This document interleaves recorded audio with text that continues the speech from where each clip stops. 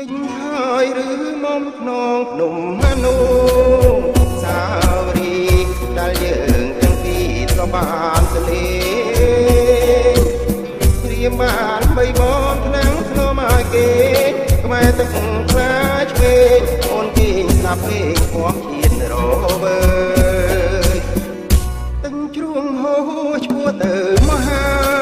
សាគរតែក្លិនគេសនៅតែពីកាយបាំងសៃហើទៅតែនៅចម្លើយលឺសូលវើយលវើយហៅនេះហើយជាស្នើយវាស្នានងភ្នំមនុសាវរីលំងទន្ទីរយលើបោះស្វា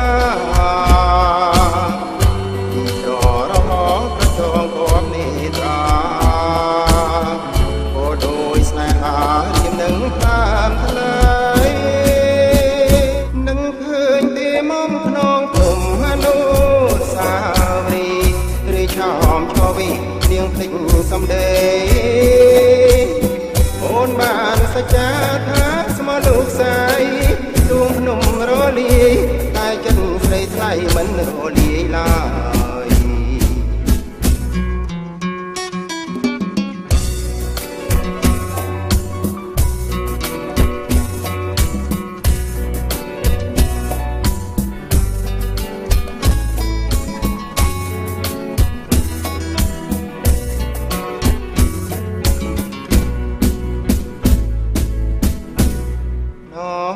ភ្នំ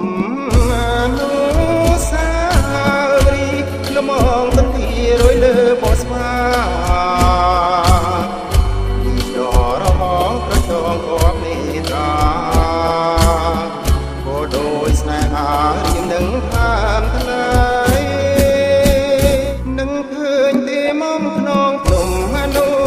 សាវរីឬឆោមឈវីនាងភ្លេចសំដីអូនបានសច្ចាថាស្មោះលោកស្រី